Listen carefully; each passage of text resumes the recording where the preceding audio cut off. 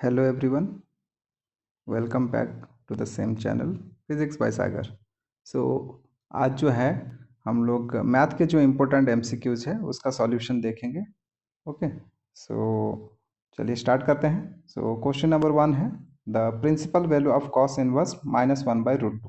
ठीक है, तो principal value of cos inverse -1/√2 ये आपको फाइंड करना है। ठीक है, तो जो प्रिंसिपल वैल्यू होता है कॉस का, वो 0 से पाई के बीच में लाई करता है। ठीक है, और कॉस पाई/4 का जो वैल्यू है, ठीक है, कॉस पाई/4 का जो वैल्यू है वो है आपका 1/√2।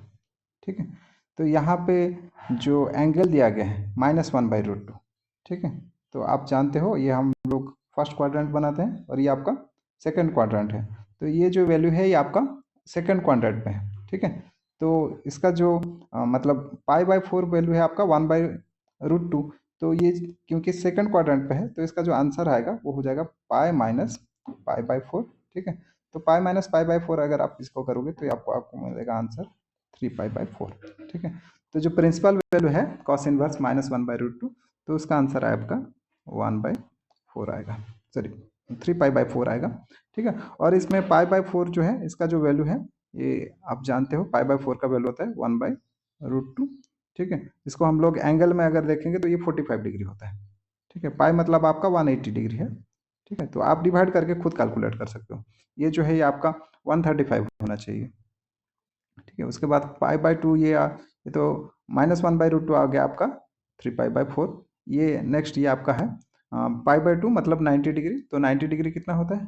तो आप जानते हो 90 डिग्री कितना होता है, ये आपका 0 होता है। ठीक है, सो पाई/6 तो ये जो होता है ये आपका √3/2 होता है। सो नेक्स्ट क्वेश्चन देखते हैं, question number 2। The matrix A equals to 0 0 3 0 3 0 and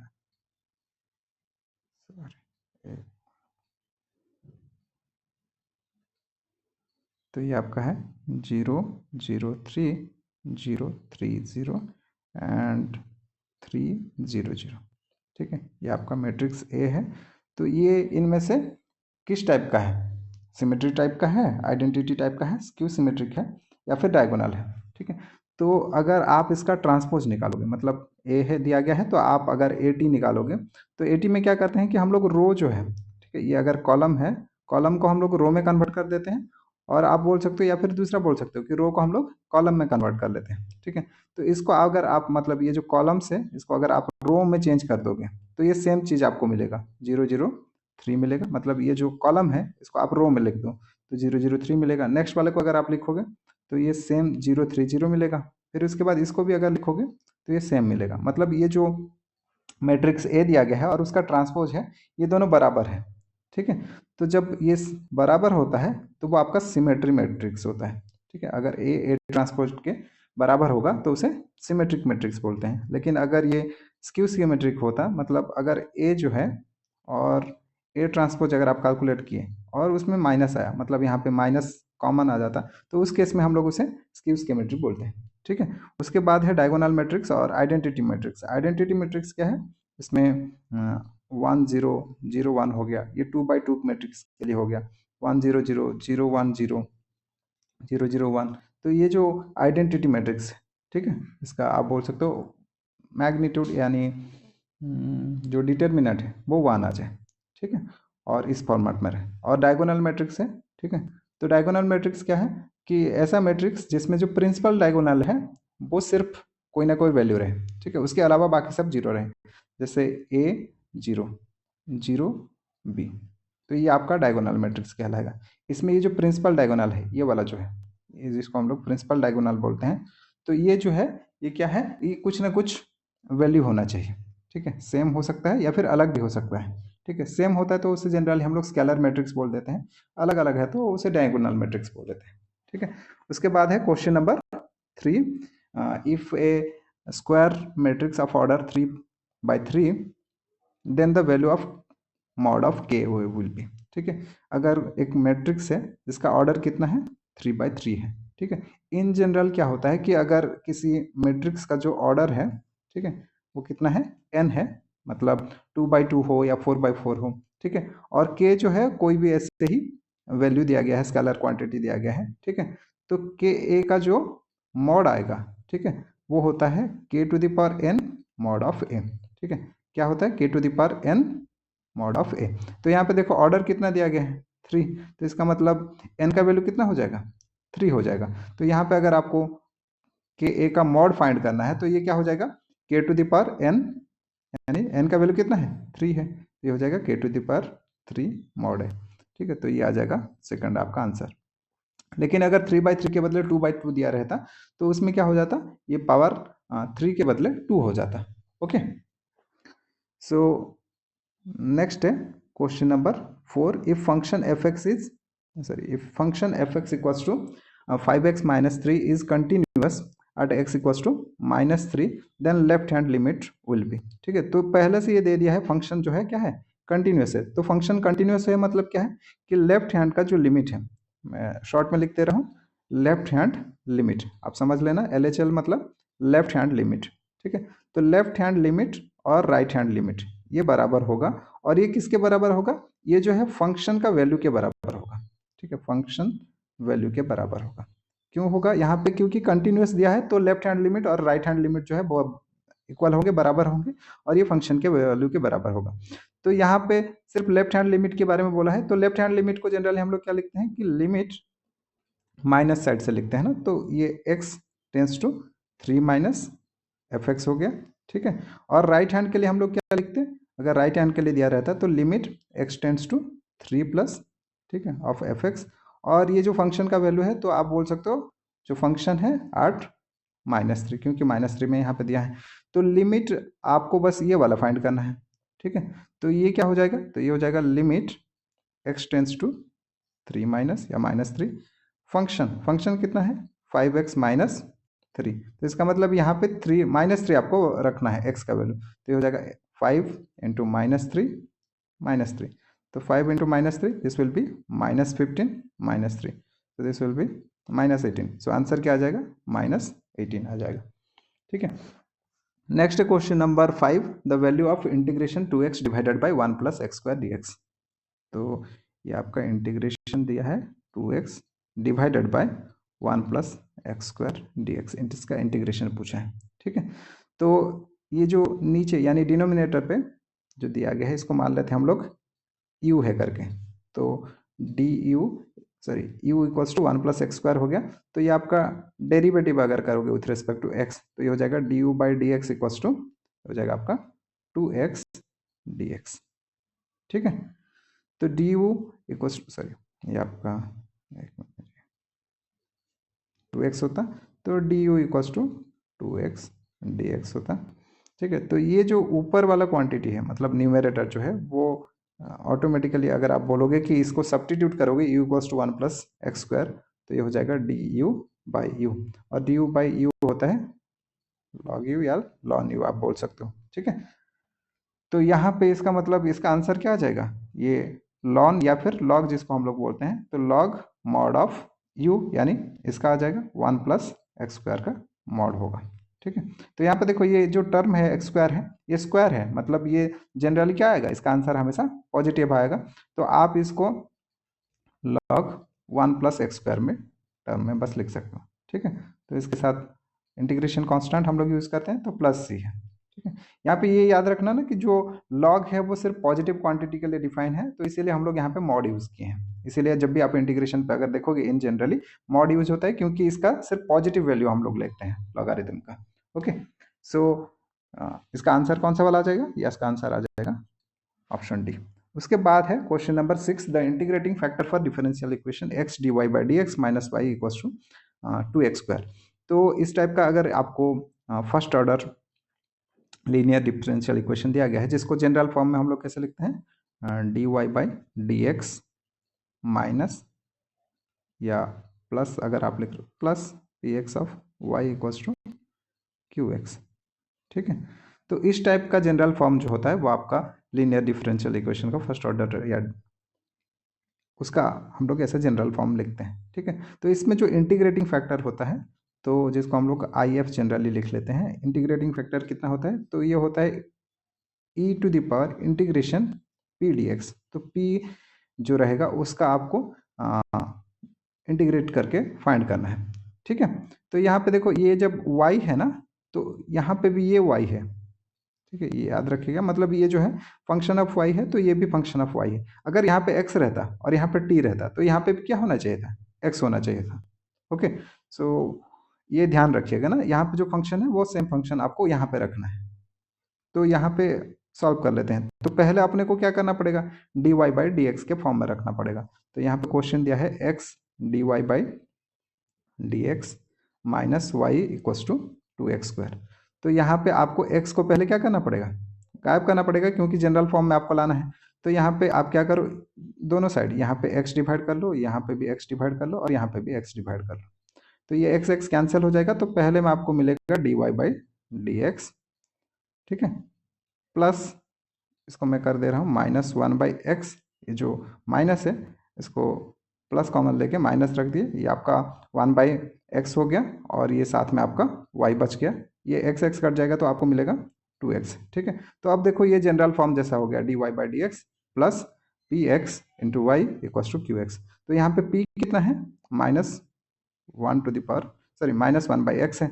तो इंटीग्रेटिंग फैक्टर कितना हो जाएगा, तो ये हो जाएगा e to the power integration P D X, हो जाएगा ई इंटीग्रेशन ई के बदले क्या लिखेंगे हम लोग, minus one by x D X. तो हो जाएगा E minus lawn mod x करके, ठीक है। वन बाई एक्स का आपका D x divided by x हो जाएगा, तो उसका आएगा लॉन एक्स, तो ये माइनस रहा, ठीक है। तो ये हो जाएगा e to the power ln mod X to the power minus one हो जाएगा, और ई और ये जो लॉन है, ठीक है, लॉगरिथम जिसको बोलते हैं, इसका वैल्यू वन हो जाता है। तो ये हो जाएगा मॉड एक्स का पावर माइनस वन, ठीक है। मॉड एक्स का पावर माइनस वन मतलब वन बाई एक्स है। इसका आंसर आ जाएगा 5 का सी, वन बाई एक्स, सॉरी 6 का सी। नेक्स्ट है question number 7, the unit vector in the direction of vector, ठीक है। जो यूनिट वेक्टर है इस वेक्टर में, तो उसका आपको वैल्यू फाइंड करना है। तो ए वेक्टर दे दिया गया है, कितना है, यह आपका आई प्लस जे प्लस 2k, ठीक है। तो यहाँ पे अगर आपको डायरेक्शन यानी यूनिट वेक्टर पूछा है, तो यूनिट वेक्टर क्या होता है, ये होता है ए कैप, जिसको हम लोग डिनोट करते हैं, ये होता है A vector divided by mod of A, यानी मैग्नीट्यूड ऑफ ए। तो मैग्नीट्यूड ऑफ ए ही आपको फाइंड करना है पहले, ठीक है। तो मैग्नीट्यूड ऑफ ए हम लोग कैसे फाइंड करते हैं, तो यहाँ पे जितना कोफिशिएंट है, देखो यहाँ पे कोफिशिएंट कितना है, वन, यहाँ पे वन, यहाँ पे टू, तो उसका स्क्वायर करना है, वन का स्क्वायर प्लस वन का स्क्वायर प्लस टू के स्क्वायर का रूट ओवर, स्क्वायर करके इसका रूट निकालना है। तो वन का स्क्वायर वन प्लस वन का स्क्वायर वन प्लस टू का स्क्वायर फोर, तो ये आ जाएगा रूट ओवर ऑफ 6।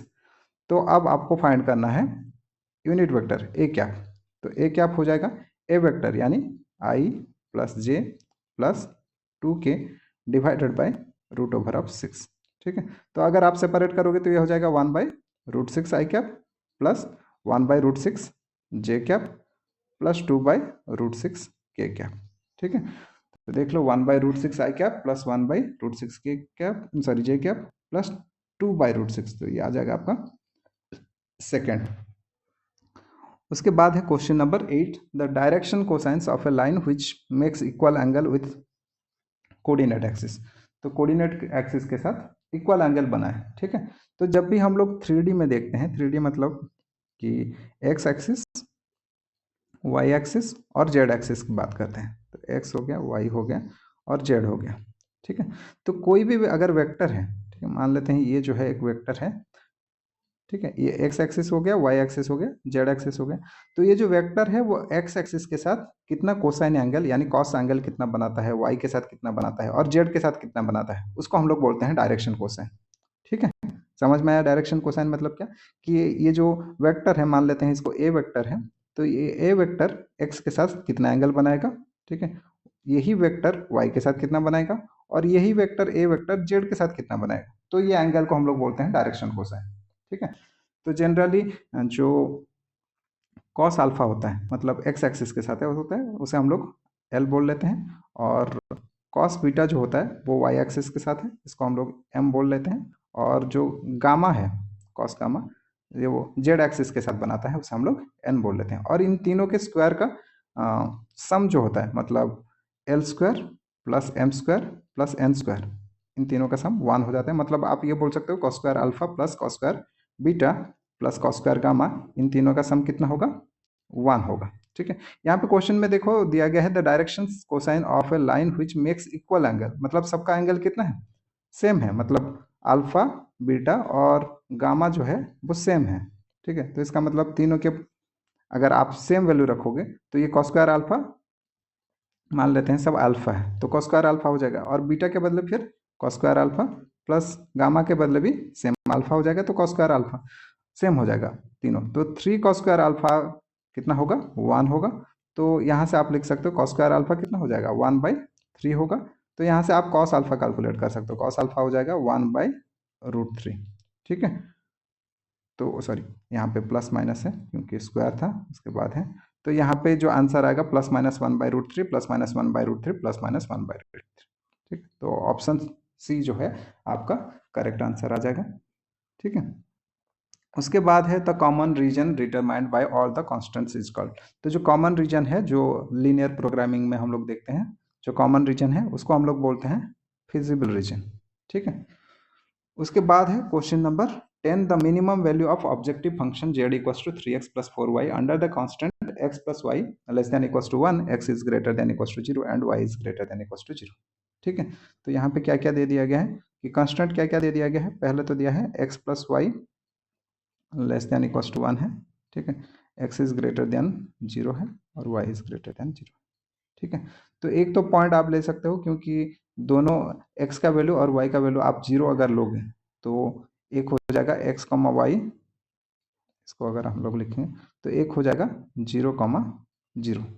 ठीक है, तो 0,0 पे z का जो वैल्यू आएगा, ठीक है, तो इसका मतलब क्या है कि ये जो z दिया है उसमें x का वैल्यू आप 0 रखो और y का वैल्यू 0 रखो। ठीक है, तो ये आ जाएगा 3 × 0 प्लस 4 × 0, तो क्या होगा इसका आंसर? ये हो जाएगा 0। फिर उसके बाद देखो यहाँ पे x plus y less than equals to 1 दिया गया है, तो इसका मतलब ये 1 भी हो सकता है। ठीक है, 1 से कम है, मतलब क्या है कि यहाँ पे आप 0 ले सकते हो या फिर 1 ले सकते हो। अब 1 कब होगा कि आइदर x का वैल्यू क्या है? 1 है और y का वैल्यू 0 है, या फिर y का वैल्यू 1 है, x का वैल्यू 0 है। तो यहाँ पे सेकंड कंडीशन हम लोग लिख सकते हैं कि x, y जो है उसमें ये कंडीशन फुलफिल करने के लिए x का वैल्यू कितना है? 1 है और y का वैल्यू 0 है।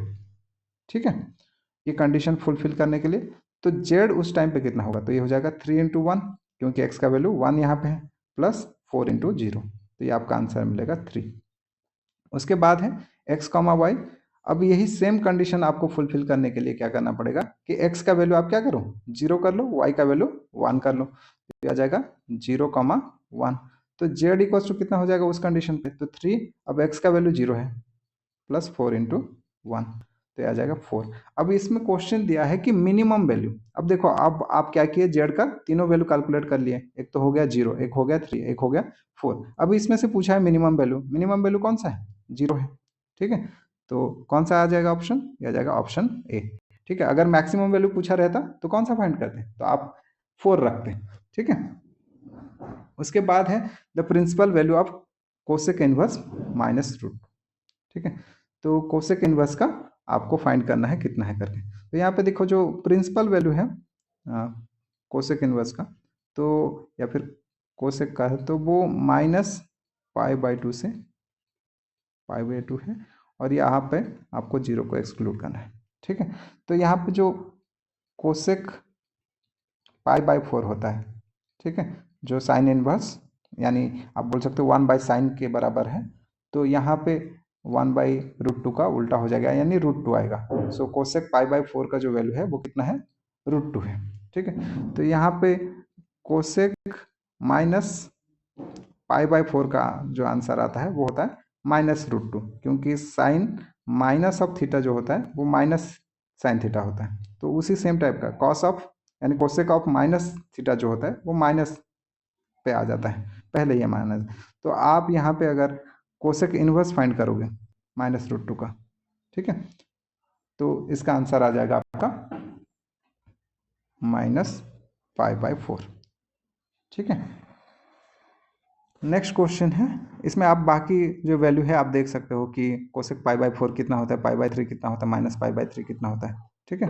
उसके बाद है question number 12, if a equals to 5 2, ठीक है, 0 0। ये थोड़ा सा लिख लेता हूँ कैसा लिखा गया है। ये जो है ये ऊपर में है 5 2 और ये 0 0, ये एक मैट्रिक्स है। उसके बाद बी मैट्रिक्स है। बी कैसा है? ये है 0 0, उसके बाद 3 -4, ये मैट्रिक्स है। तो इसमें पूछा है ए बी का जो प्रोडक्ट होगा वो कितना होगा, ठीक है।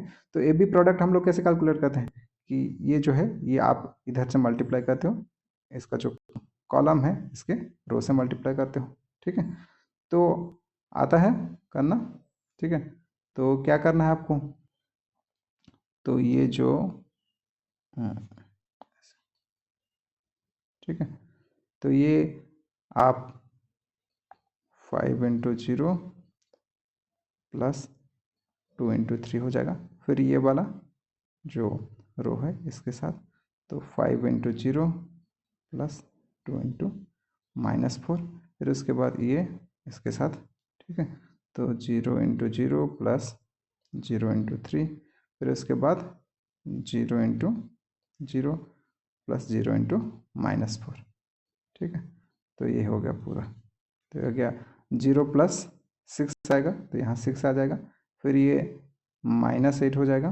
फिर उसके बाद ये आपका 0 + 0 0 हो जाएगा, फिर ये 0 आ जाएगा, ठीक है। तो ये भी कितना आएगा? 6 - 8 0 0 आ जाएगा, ठीक है। तो ये ऑप्शन बी आ जाएगा, ठीक है।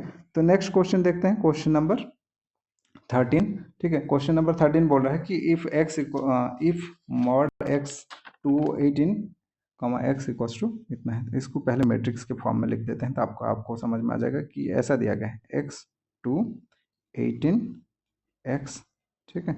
इसका जो डिटर्मिनेंट है वो 6 2 18, 6 के डिटर्मिनेंट है, ठीक है। यहाँ पे अच्छे से ध्यान दीजिएगा कि अगर आप ऐसे चेक करोगे ना, यहाँ पे 2 है, यहाँ पे 2 है, यहाँ पे 18 है, यहाँ पे 18 है, तो आप डायरेक्ट बोल दोगे कि x का वैल्यू कितना है? 6 है, और आप ये मार के आ जाओगे। ये गलत है, ठीक है। पहले आप दोनों का डिटर्मिनेंट सेम करना है, फिर उसके बाद आपको फाइंड करना है, ठीक है। अगर आप ऐसे ही चेक करोगे तो आप बोलोगे कि x का वैल्यू कितना है? 6 है, पर वैसा नहीं है। पहले आप इसका डिटर्मिनेंट कैलकुलेट करो, फिर इधर से डिटर्मिनेंट, फिर वहां से आपको इक्वेशन से आपको सॉल्यूशन फाइंड करना है कि x का वैल्यू कितना है। तो आप इसको मल्टीप्लाई करोगे तो हो जाएगा x × x, x² माइनस 18 × 2, तो ये हो जाएगा 36 इज इक्वल्स टू, इधर साइड डिटर्मिनेंट, तो ये हो जाएगा 6 × 6 36 माइनस 18 × 2 36, तो x² माइनस 36 हो गया कितना? 0। तो x² हो जाएगा आपका 36, तो x हो जाएगा 36 का रूट ओवर। 36 का रूट ओवर मतलब क्या आएगा? यहाँ पे ध्यान दीजिएगा कितना आएगा? +/6। तो कौन सा आएगा आंसर? आ जाएगा सेकंड वाला, ठीक है।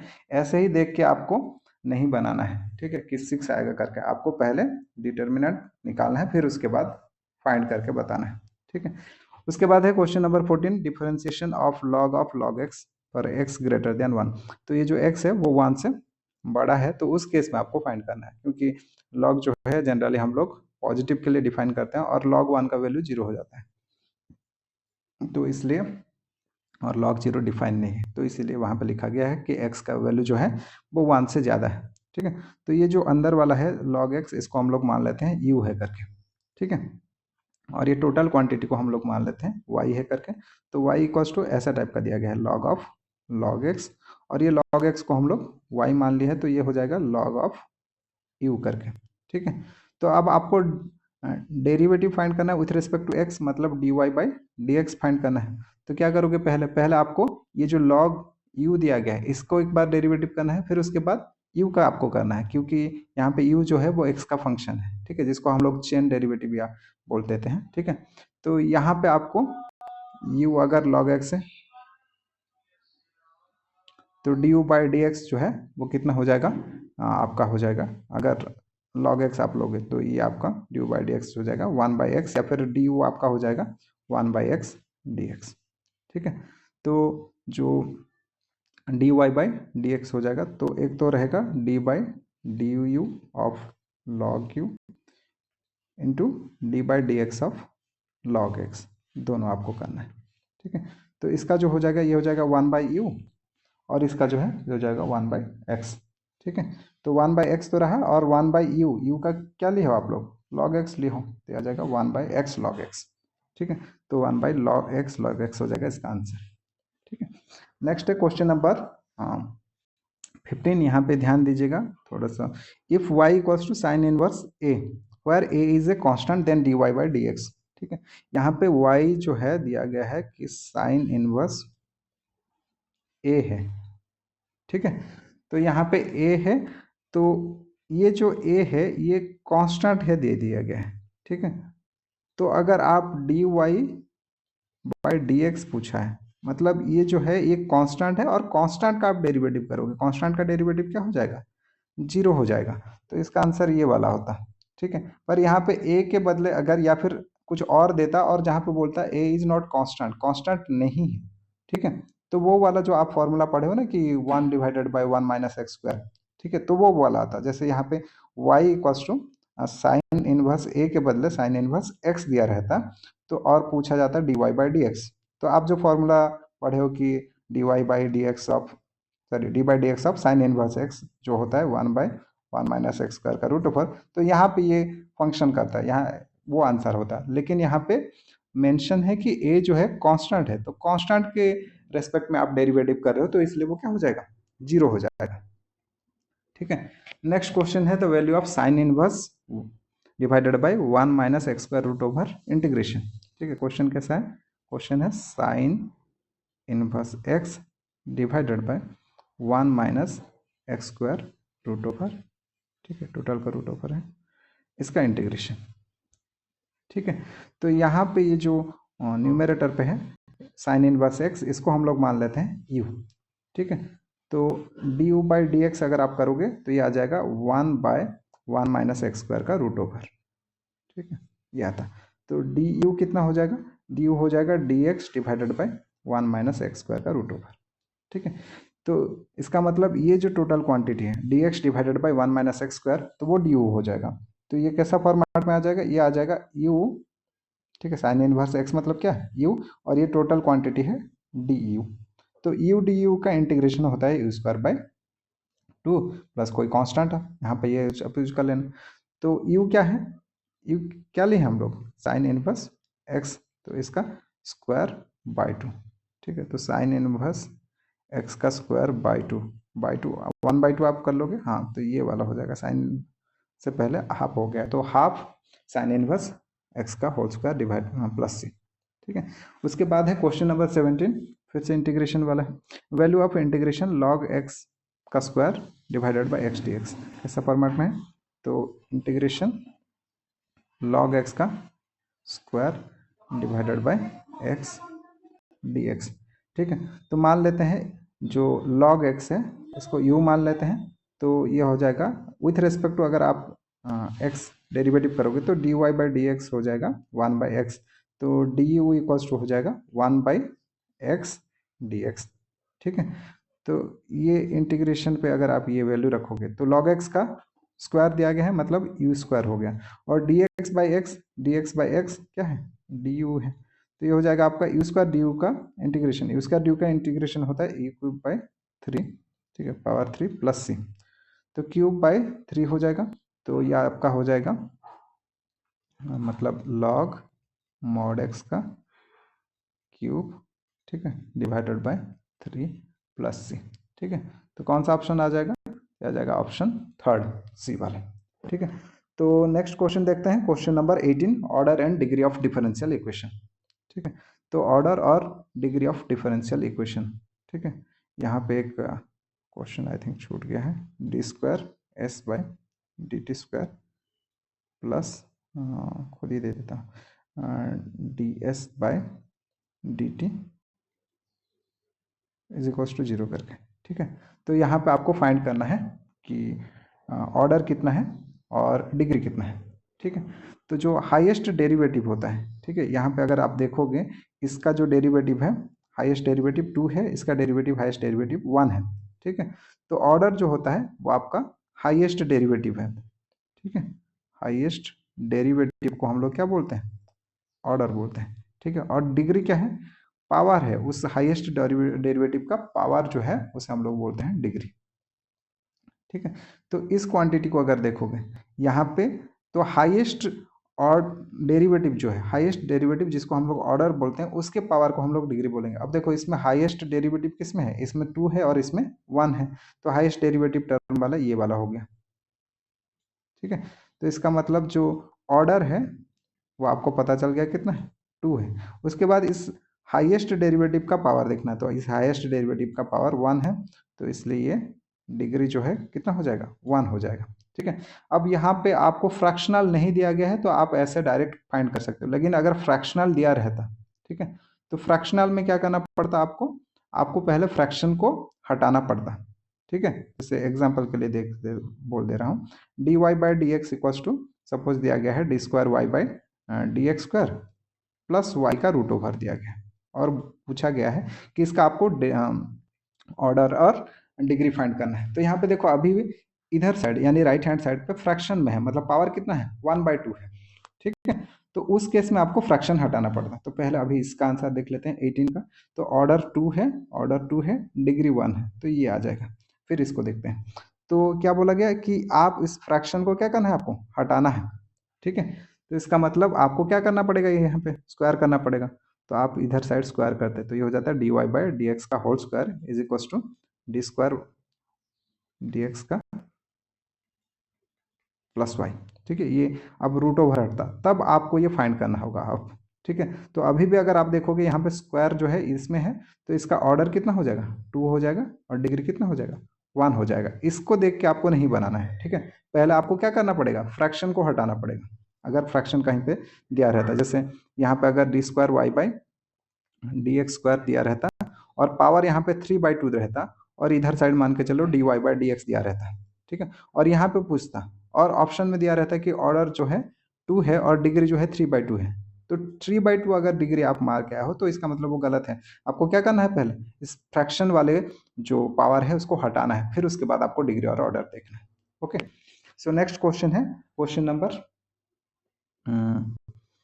19, the feasible solution for a linear programming problem lies in. तो जो फिजिबल सॉल्यूशन है वो कौन से क्वाड्रेंट पर रहता है, फर्स्ट सेकंड, फर्स्ट थर्ड और सेकंड, या फिर ओनली फर्स्ट में। ठीक है, तो देखो फिजिबल सॉल्यूशन जो है वो ये बोलता है कि जो सॉल्यूशन है वो आपका नेगेटिव नहीं होना चाहिए। ठीक है, मतलब ये क्या होना चाहिए, पॉजिटिव होना चाहिए। ठीक है, किसके लिए कि x ग्रेटर देन 0 होना चाहिए, मतलब x greater than equals to 0 होना चाहिए, और y greater than equals to भी 0 होना चाहिए, मतलब x का वैल्यू भी क्या होगा, पॉजिटिव होगा, y का वैल्यू भी पॉजिटिव होगा। अब x और y पॉजिटिव कौन से क्वाड्रेंट पे रहता है, सिर्फ और सिर्फ फर्स्ट क्वाड्रेंट पे, तो इसलिए आंसर क्या आएगा, only in first quadrant. Okay, next question है the value of objective function is maximum under the given constant. कौन से कंडीशन पे या कौन से वैल्यू पे ये जो है मैक्सिमम वैल्यू देता है, तो वर्टेक्स पे जो फिजिबल रीजन रहेगा जहाँ पे ये जो वैल्यू देगा, तो उसके वर्टेक्स पे ये मैक्सिमम वैल्यू देता है। उसके बाद है question number 21, the value of sine π/2 minus sine inverse 1/2। ठीक, क्वेश्चन कैसा दिया है, साइन π/2 माइनस साइन इनवर्स -1/2। ठीक है, तो पहले हम लोग ये जो अंदर में जो दिया गया है साइन इनवर्स -1/2, इसका फाइंड करते हैं कितना है करके। ठीक है, फिर उसके बाद ये वैल्यू रख लेंगे। तो ये जो साइन इनवर्स एक्स है, ठीक है, जनरली साइन इनवर्स जो एक्स है इसका जो रेंज है वो आपका है -π/2 से π/2 के बीच में। ठीक है, तो यहाँ पे जो साइन -π/6 है, ठीक है, तो वो होता है -1/2, यानी ये जो साइन इनवर्स आप बोल सकते हो साइन इनवर्स -1/2 है, इसका वैल्यू कितना आएगा, इसका वैल्यू आएगा -π/6। ठीक है, तो यहाँ पे अगर आप वैल्यू रखोगे तो ये हो जाएगा साइन π/2 माइनस -π/6। ठीक, तो ये हो जाएगा साइन, ये हो जाएगा π/2 प्लस π/6, आप एलसीएम ले लेना, 2 और 6 का एलसीएम हो जाएगा 6, फिर ये हो जाएगा 3π प्लस पाई हो जाएगा। ठीक है, तो ये आपका मिल जाएगा कितना, साइन 4π/6, इसको आप बोल सकते हो 2 से डिवाइड कर लोगे तो 2π/3। ठीक है, तो साइन 2π/3, तो साइन 2π/3 होता है √3/2, क्या आ जाएगा आपका आंसर। ठीक है, साइन 2 पाई बाई 3 √3/2 कैसे आया, पता चल गया ना कि इसको आप क्या करना, पाई माइनस करके कर लेना। ठीक है, मतलब ये जो है साइन पाई/पाई/3 कर लेना, तो इसका जो वैल्यू आएगा वो उतना ही आएगा, साइन पाई/3 के बराबर होगा। ठीक है, उसके बाद है question number 22, matrix a equals to AIJ M/N is a square matrix.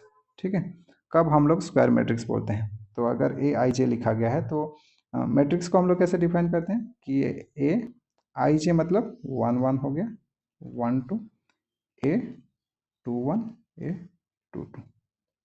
ठीक है, और इसमें M/N जो है, ठीक है, ये 1 1 हो गया, मतलब ये M का वैल्यू 1, फिर N का वैल्यू 1, इसमें M का वैल्यू 1, N का वैल्यू 2।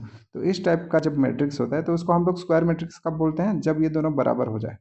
ठीक है, मतलब ये 2x2 हो गया या 3x3 हो गया, तो इसको हम लोग स्क्वायर मैट्रिक्स बोलते हैं। 4x4, तो ये स्क्वायर मैट्रिक्स कहलाएगा। ठीक है, ये जो यहाँ पे दिया गया है, ये जो बनाया गया है, ये एक स्क्वायर मैट्रिक्स है। ठीक है, वरना आप रो मैट्रिक्स बना सकते हो, ठीक है, कॉलम मैट्रिक्स बना सकते हो, ठीक है, 2/3 मैट्रिक्स बना सकते हो, जैसे 1 1 हो गया, 1 2 हो गया, 1 3, फिर A21, A22, A23। ठीक है, ये रेक्टेंगल टाइप का दिख रहा है तो आप इसे रेक्टेंगुलर भी बोल सकते हो, पर यहाँ पे स्क्वायर मैट्रिक्स कब होता है, जब दोनों इक्वल हो जाए, मतलब M और N का वैल्यू सेम हो जाए। ठीक है, तो उसे हम लोग स्क्वायर मैट्रिक्स बोलते हैं। उसके बाद है question number 23, value of determinant cos alpha minus sine alpha sine alpha cos alpha. तो ये दिया गया है cos alpha minus sine alpha, इधर आपका साइन अल्फा कॉस अल्फा। ठीक है, इसका डिटर्मिनेंट कितना है। ठीक है, तो डिटर्मिनेंट कैसे निकालोगे, ये आप इधर मल्टीप्लाई कर लो, cos alpha into cos alpha, cos square alpha, फिर माइनस रहता है, फिर उसके बाद ये दोनों को मल्टीप्लाई करो, साइन इंटू माइनस साइन, तो ये हो जाएगा माइनस साइन स्क्वायर अल्फा, तो ये हो जाएगा आपका cos square alpha plus sine square alpha. और cos square alpha plus sine square alpha identity देता है, 1 देता है, तो इसका आंसर आ जाएगा 23 का सेकंड। उसके बाद है क्वेश्चन नंबर 24, इफ सॉरी ये एक ही मॉड है,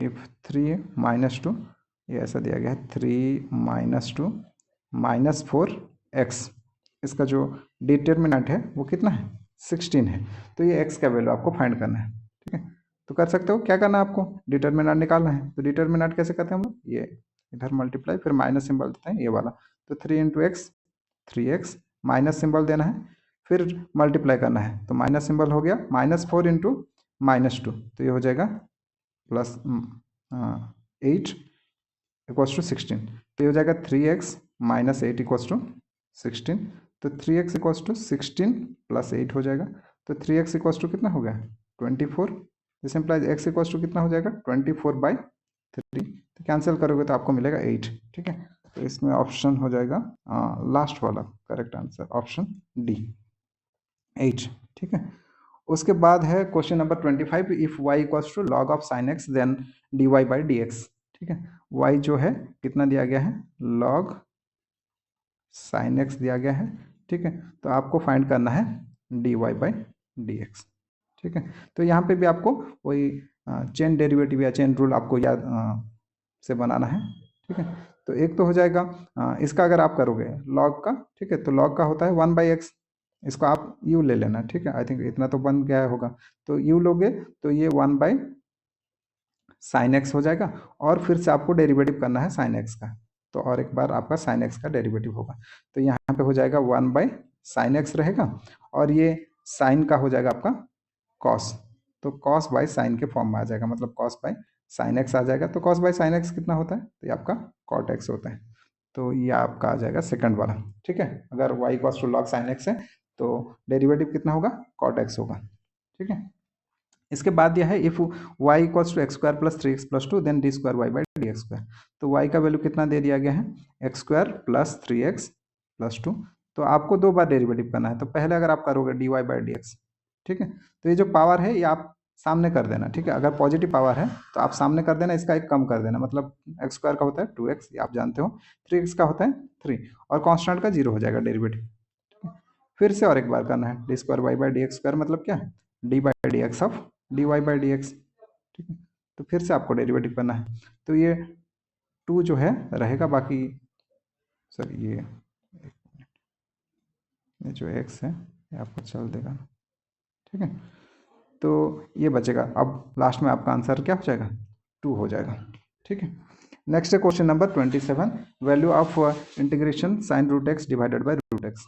तो integration sine root X divided by root X D x, ठीक है। तो इसका आपको इंटीग्रेशन फाइंड करना है। तो मान लेते हैं क्या है कि लेट यू इक्वल्स टू कितना है, रूट एक्स है, तो डी यू इक्वल्स टू या D u by D x कितना हो जाएगा, तो ये एक्स का पावर 1/2 हो जाएगा। इसका मतलब क्या है, एक्स का पावर 1/2, तो ये आपका half x to the power -1/2 हो जाएगा, ठीक है। तो डी यू कितना हो जाएगा, ये 1/2 x to the power -half मतलब होता है 1/रूट एक्स डी एक्स, ठीक है। तो ये कैसा फॉर्मेट में आ जाएगा, ये आपका आ जाएगा साइन एक्स के बदले क्या लिखेंगे, यू, अब डी एक्स बाय रूट वाला, ठीक है, उसको देखते हैं। तो ये हो जाएगा 2du इक्वल्स टू 1/रूट एक्स डी एक्स, ठीक है। तो ये क्या आ जाएगा, 2du आ जाएगा, तो 2 यहाँ रख लेते हैं, du यहाँ, इसका इंटीग्रेशन, तो 2 आ जाएगा बाहर, integration sine u d u, ठीक है। तो साइन का इंटीग्रेशन होता है माइनस कॉस, ये हो जाएगा -2 कॉस यू, ये हो जाएगा -2 कॉस यू के बदले आप लिखोगे रूट एक्स प्लस सी, ठीक है। तो ये आ जाएगा -2 कॉस रूट एक्स, ठीक है। तो ये आ जाएगा 27 का डी हो जाएगा आंसर। नेक्स्ट है question number 28, power of differential equation. Power मतलब यहाँ पे है डिग्री, ठीक है। ये जो डिफरेंशियल इक्वेशन दिया गया है इसका डिग्री पूछा है, ठीक है। तो यहाँ पे देखो, यहाँ पे ये जो है ये एक्चुअली क्या होना चाहिए कि इसमें आप पहले तो कि जो फ्रैक्शनल अगर कहीं पे हो तो उसको क्लियर करना है, ठीक है। पर यहाँ पे प्रॉब्लम क्या है कि यहाँ पे साइन जो है, जो साइन वाला फंक्शन दिया गया है, ठीक है, तो ये जो एक नॉन पॉलिनोमियल फंक्शन है, और ये नॉन पॉलिनोमियल फंक्शन जो है यहाँ पे हम लोग इसको डिफाइन नहीं करते हैं, तो इसलिए ये नॉट डिफाइंड है, ठीक है। अगर ये वाला नहीं रहता तो फिर आप इसको बोलते कि इसका जो ऑर्डर है 2 है और डिग्री जो है वो आपका 3 है, तो सिर्फ पावर यानी डिग्री पूछा था तो आप 3 लिखते, पर यहाँ पे साइन के कारण इसमें नॉट डिफाइंड है, ठीक है। उसके बाद है question number 29, the maximum value of objective function z equals to 3x plus 4y, ठीक है। तो इसको तो ऑलरेडी हम लोग बना चुके हैं ऊपर में, ठीक है। पर वहाँ पे मैक्सिमम नहीं बोल रहे थे, वहाँ पे आप मिनिमम कैलकुलेट किए थे, ठीक है। कंडीशन क्या है, x greater than y greater than 0 है दोनों, और x plus y less than equals to 1 है, ठीक है। तो क्या क्या था, एक था 0 0, एक था 1 0 और एक था 0 1, ठीक है। ये तीनों पॉइंट थे, तो अगर z रखोगे तो यहाँ पे 0 आ जाएगा, फिर z का वैल्यू रखोगे तो ये आ जाएगा 3, और यहाँ पे z का वैल्यू रखोगे तो ये आ जाएगा 4। तो मैक्सिमम वैल्यू कौन सा है, 4 है, ठीक है। उसके बाद है the objective function of linear programming problem. जो ऑब्जेक्टिव फंक्शन है, ठीक है, तो एक लीनियर प्रोग्राम या एलपीपी में वहाँ वो क्या है, वो लीनियर रिलेशन बिटवीन वेरिएबल बताता है। तो ये क्या बताता है, लीनियर रिलेशनशिप बिटवीन वेरिएबल, ठीक। नेक्स्ट है question number 31, the value of sec inverse 2/√3, ठीक है। तो सेक इनवर्स यानी आप बोल सकते हो सेक थीटा जो हो, सॉरी सेक थीटा क्या है, 1/cos थीटा है, ठीक है। तो यहाँ पे सेक इनवर्स 2/√3 मतलब क्या है कि आप 1/cos का वैल्यू फाइंड कर रहे हो, ठीक है। तो यहाँ पे इसका जो वैल्यू है वो π/6 है, क्योंकि π/6 पे cos का जो वैल्यू होता है √3/2 होता है, और उसका उल्टा जो है वो 2/√3 होता है, ठीक है। उसके बाद है question number 32, if a equals to, लिख लेते हैं ये जो मैट्रिक्स है, a इक्वल्स टू 0 -1 0 2, b जो है कितना है 3 5 0 0, ठीक है। इस टाइप का मल्टीप्लिकेशन दिया गया है, तो मल्टीप्लिकेशन आप जानते हो ऊपर में भी हम लोग किए हैं, ठीक है। तो इसको इसके साथ मल्टीप्लाई करना, तो ये जो वैल्यू है, ठीक है, इसको इसके साथ, इसको इसके साथ, तो ये मल्टीप्लाई करके आप देखना, ठीक है। मैं डायरेक्ट आंसर लिख रहा हूँ, आप एक चेक करना कि आप वो मल्टीप्लाई हो रहा है कि नहीं हो रहा है। तो इसका जो आंसर आएगा वो 0 0 0 0 आएगा। इसको हम लोग नल मैट्रिक्स भी बोलते हैं, क्योंकि कुछ है ही नहीं इसमें एलिमेंट, आप बोल सकते हो सारे के सारे वैल्यू कितना है 0 है करके, ठीक है। उसके बाद है question number 33, the value of determinant x plus y, y plus z, z plus x. ये लिख लेते हैं कैसा वाला है, तो ये इस टाइप का है, x plus y, y plus z, z plus x. ठीक है, और यहाँ पे दिया गया है जेड एक्स वाई, और यहाँ पे 1 1 1। इसका आपको फाइंड करना है डिटर्मिनेंट।